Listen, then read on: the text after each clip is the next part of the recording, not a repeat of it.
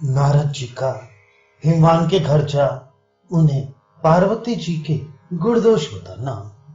पुलस्त जी कहते हैं, हे भीष्म, श्री नारद जी इंद्र से विदा लेकर हिमालय पर्वत के स्थान को गए। वह चित्र विचित्र लताओं से युक्त द्वार पर पहुंचे। नारद जी का आगमन सुनकर मुनि के आगे आकर नरमूर्तिधारी हिमवान ने मुनि को प्रणाम किया। वह उसके साथ भगवान नारद जी पृथ्वी की भूषणता को प्राप्त उसके गृह में प्रविष्ट हुए। वह हिमवान के दिए हुए बड़े भारी स्वर्ण के आसन पर अतुल द्युति वाले महामुनि जी विराजमान हुए। तब हिमवान ने यथोचित अर्घ्य पाद्य आदि मुनि को दिया। वह मुनि ने उस अर्घ्य आदि को विधि पूर्वक ग्रहण किया। जब मुनि जी अर्घ्य आदि ग्रहण कर चुके तो पर्वतराज ने बड़ी सूक्ष्म व मधुर वाणी से धीरे से मुनिराज की कुशल पूछी। तब मुनि जी भी पर्वतराज की कुशल पूछते हुए बोले कि हे पर्वतराज, उचित धर्म में स्थित महागिरी में तुम्हारा स्थान बहुत विस्तृत है। वह मन के तुल्य जैसी कोई चाहे वैसे ही अनेक कंदराएं इसमें विद्यमान है। वह तुमने जो गुणों के समूह की गुणता विद्यमान है वह तुम्हारी स्थावरता से बाहर है। वैसे तो बहुधा जंगमों में नहीं दिखाई देती। इससे हम बहुत प्रसन्न हुए। वह तुम्हारे मन की प्रसन्नता तो मुनियों से अधिक देखते हैं। इससे जानते हैं कि हमारे आने से तुम और भी अधिक प्रसन्न हुए हो। हे पर्वतराज, ये हमको नहीं लक्षित होता कि अभिनेता तुम्हारे यहां से कहां जाकर स्थित हुई। इसी से तुम्हारी कंदराओं में नाना प्रकार के व्रत तप करने वाले, वह मधुर वचन बोलने वाले, वह अग्नि व सूर्य के बराबर तेज वाले, वह पवित्र करने वाले मुनि लोग निवास करते हैं। वह कंदराओं में रहते हुए सूर्यवत प्रकाशित मुनियों से तुम नित्य पवित्र किए जाते हो। वह देवता, गंधर्व, किन्नर, विमानों व स्वर्गवास का निरादर करके वहां से विरागी होकर आकर तुम्हारी कंदराओं में निवास करते हैं। जैसे कोई अपने पिता के गृह में रहता है। वही शरीर तुम धन्य हो कि जिस तुम्हारी कंदरा में सब लोगों के स्वामी महादेव जी स्थित होकर सदा राम का ध्यान लगाते हुए स्थित रहते हैं। आदरयुक्त वाणी से नारद जी हिमाचल से ऐसा कह रही थी कि इतने ही मुनि के दर्शन की इच्छा से पर्वतराज की स्त्री मेना अपनी कन्या सहित थोड़ी सखी व सेवकियों के साथ वहां आई। वह लज्जा व प्रेम से सब अंग नम्र किए हुए उस स्थान में बैठी जहां की हिमाचल के साथ मुनियों में श्रेष्ठ इंद्रियों को जीते हुए नारद जी विराजमान थे। वह तेज की राशि मुनि को जैसे ही देखा कि गिरिराज की प्रियतमा भार्या ने अपने मुख को अच्छे प्रकार वस्त्र से छिपाए हुए वह दोनों हाथ जोड़कर मुनि के चरणों को प्रणाम किया। उस महाभाग्यवती को देखकर अमित द्युति वाले नारद जी ने अमृत रूप आशीषों से उसे बहुत बढ़ाया। तथा पर्वत की पुत्री विस्मित चित्त होकर अद्भुत रूप नारद मुनि को देखने लगी। तब नारद जी ने बड़ी मधुर वाणी से कहा, हे वत्स्य, यहां आ। तब पार्वती जी अपने पिता के गले को पकड़ उसी आसन पर बैठ गईं। तब उनकी माता ने कहा, हे पुत्र के मुनि भगवान को प्रणाम कर, उससे अपना मनमाना उत्तम पति पाएगी। जब माता ने ऐसा कहा तो वस्त्र से मुख मूंद कर कुछ सिर हिला दिया, पर वचन कुछ भी नहीं बोली। तब माता ने कन्या से फिर ये वाक्य कहा कि हे वत्स्य, देव ऋषि जी के प्रणाम कर तो तुझको एक रत्न का वह चित्र दूंगी जो कि मैंने बहुत दिनों से धर रखा है। जब माता ने ऐसा कहा तो अति वेग से पिता की गोद से उठकर कन्या ने मुनि के चरण कमलों पर अपना सिर रखकर वंदना की। जब कन्या ने इस प्रकार वंदना की तो माता ने अपनी सखी से धीरे से कहा कि मुनिराज से कन्या के सौभाग्य के समाचार पूछे, वह इसके शरीर के सब लक्षणों के फल पूछे। सो कुछ संदेह की बात नहीं थी। स्त्रियों का स्वभाव होता है कि उनको अपनी कन्या की चिंता लगी रहती है कि देखे इसका सौभाग्य कैसा हो। इस बात को सखी के कहने से हिमवान ने जाना कि हमारी प्राण प्रिया को इस बात का पूछना अभीष्ट है। इससे उन्होंने स्पष्टता पूर्वक मनोहर सिंहासन पर विराजमान मुनि से वही प्रश्न किया। तब पर्वत की स्त्री की प्रेरणा से सखी द्वारा जानकर हिमवान के कहने पर मुनिश्रेष्ठ नारद जी हंसते हुए यह वाक्य बोले कि इस कन्या का पति उत्पन्न ही नहीं हुआ, वह लक्षणों से विवर्जित है। वह निरंतर इसके हाथ उताने रहते हैं, वह चरण व्यभिचारी हैं, वह स्वच्छाया होगी। फिर अन्य बहुत हम क्या कहें। इस बात को सुनकर हिमवान बड़े संभ्रम से युक्त हुए। वह उनका सब धैर्य नष्ट हो गया। वह रोदन करते हुए व्याकुल चित्त गिरिराज नारद जी से बोले कि संसार में बड़ा दोष विद्यमान है, क्योंकि इसकी गत नहीं जानी जाती। किसी अतिशय आत्मा करके सृष्टि तो जरूरी होती है, इसलिए ब्रह्मा ने संसारियों की यही मर्यादा बनाकर स्थित की है। जो जिसके बीच से उत्पन्न होता है वह उसी के अर्थ को सिद्ध करता है। यह बात प्रसिद्ध है कि कोई ऐसा नहीं है जो किसी से उत्पन्न ना हुआ हो, क्योंकि कोई स्फुट नहीं है। इसी प्रकार अपने कर्म से विविध प्रकार के जाति उत्पन्न होते हैं, जैसे कि अंडज पक्ष आदि अंडजों से उत्पन्न होते हैं। वह मनु से सब मनुष्य हुए, सो मनुष्यों के शरीरों से सब मनुष्य उत्पन्न होते जाते हैं। उसमें भी जो धर्म कर्म उत्कर्षता के साथ करते हैं वे उत्तम ब्राह्मण की जाति में उत्पन्न होते हैं। बिना पुत्र को उत्पन्न किए प्राणी नाम मात्र रहते हैं। मनुष्य तो विशेष करके, क्योंकि ये मनुष्य स्त्री पुरुष के संयोग से उत्पन्न होते हैं। इससे बिना पुत्र ये केवल नाम ही शेष रहते हैं। सो ये नहीं कि वे प्रथम विवाह करके गृहस्थी हो जाते हैं, किंतु प्रथम ब्रह्मचर्य आश्रम में रहकर फिर क्रम से विवाह करते हैं, तब संतान उत्पन्न करते हैं। सो स्त्री से भी संतानों का उत्पन्न करना संसार को बढ़ाने के लिए है, क्योंकि यदि कोई गृहस्थ आश्रम को ना ग्रहण करे तो संसार की उत्पत्ति ही ना हो। परंतु बहुधा शास्त्र के कर्ताओं ने पुत्र के लाभ की प्रशंसा की है। वह ब्रह्मा ने स्त्रियों को पुरुषों को मोहित करने के अर्थ व नरक से रक्षा करने के लिए स्त्रियों के बिना जंतुओं की सृष्टि नहीं हो सकती। वह स्त्रियों की जाति अपने स्वभाव ही से कृपण व दीन होती है, क्योंकि वह अपनी रक्षा अपने आप नहीं कर सकती, क्योंकि करने वाले ने शास्त्र के विचार करने की उनकी शक्ति दूषित कर दी है। इससे उनमें शास्त्र लोचन की सामर्थ्य नहीं होती। ब्रह्मा ने ये स्त्रियों का बड़ा अनादर किया है, जो शास्त्र पढ़ने की बुद्धि उनकी दूषित कर दी है। पर शास्त्र में यह बहुत स्थानों में लिखा है कि जो कन्या शीलवती व शुभ लक्षणों से युक्त होती है 10 पुत्रों के समान होती है। सो यदि कोई कन्या को ना उत्पन्न करे तो इस वाक्य का फल ही भ्रष्ट हो जाए। पर वास्तव में कन्या सदा कृपण होती है, इससे शोच करने की योग्य होती है। इससे सदा अपने पिता के शौक ही को बढ़ाती रहती है। सो जो कन्या सब शुभ अर्थों से पूर्ण व पुत्र पौत्रागतिकों से युक्त होती है, वह भी पिता को सदा दुखित ही करती है। जो पति पुत्र धनादिकों से दुर्भगा होती है, उस दीन विचारी कन्या को क्या कहें। वह तो पिता को महादुख सागर में डुबोती है।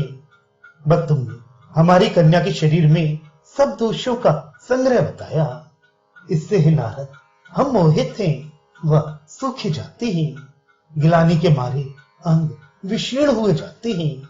जहां ऐसा संकट पड़ जाता है वहां जो उचित नहीं होता वह भी कहा जाता है। इससे ही अब हमारे ऊपर अनुग्रह करके हमारी कन्या के दुष्ट लक्षणों को काट डालिए। संदेह दूर होने पर भी मन शंकित रहता है, क्योंकि तृष्णा फल के लोभ से महात्माओं को भी चित्त चलायमान कर देती है। वह स्त्रियों में यह परम जन्म होना कि वे अपने दोनों कुल वालों को अपने सदाचार से भूषित करती हैं। बहुत ही योग्य है। वह उनके इस लोक व परलोक के सुख के लिए सतपति होता है, पर सतपति स्त्रियों को दुर्लभ होता है। इससे बिगुड़वी पति हो तो भी पति ही है, स्त्री की रक्षा करता ही है। बिना पुण्यों के किए स्त्री कभी उत्तम पति नहीं पा सकती। पर चाहे जैसा कैसा पति हो, स्त्री का धर्म सुख रति प्रीति देने वाला वही होता है। वह जब तक स्त्री जीती है तब तक का धन भी वही पति ही है, अन्य कुछ नहीं है। चाहे निर्धन दुष्ट वचन कहने वाला मूर्ख वह सब लक्षणों से रहित भी हो, पर स्त्री का परम देवता सदा पति ही है। परंतु देव ऋषि, आपने कहा कि इस तुम्हारी कन्या का पति उत्पन्न नहीं हुआ। ये इसका अतुल असंख्य व अति दुखद दुर्भाग्य है। वह इतने चर अचल प्राणियों के समूह इस संसार में विद्यमान है, उनमें इसका पति उत्पन्न ही नहीं हुआ। ये चिंता हमारे मन को अत्यंत दुखित करती है। वह नहीं उत्पन्न हुआ, ये सुनकर हमारा मन अत्यंत व्याकुल है। वह मनुष्य देवता आदिकों के शुभ शुभ सूचक जो लक्षण होते हैं, वे सब हमारे विचार से इसके भी कर चरणों में है। परंतु आपके कहने से निश्चय हुआ कि इसके कोई शुभ सूचक लक्षण ही नहीं है। आपने इसकी उत्तान हस्तता अर्थात ऊंचे हाथ होना कहा, तो इससे तो ये विदित हुआ कि ये सबसे नित्य हाथ उठाकर याचना करती रहेगी। शुभ उदय वाली अनुकूल स्वभाव वाली ये देने वालों की दृष्टि में कभी न ठहरेगी। वह भी तुमने कहा कि यह सच्छाया है, वह इसके चरण व्यवचारी हैं। सो हे मुनि, इस लक्षण से भी ये कल्याण युक्त हमको नहीं जान पड़ती। वह और इसके शरीर के सब लक्षण तो अन्य शुभ लक्षणों को बताते हैं, पर जो आपके विचार में आया है वही ठीक होगा।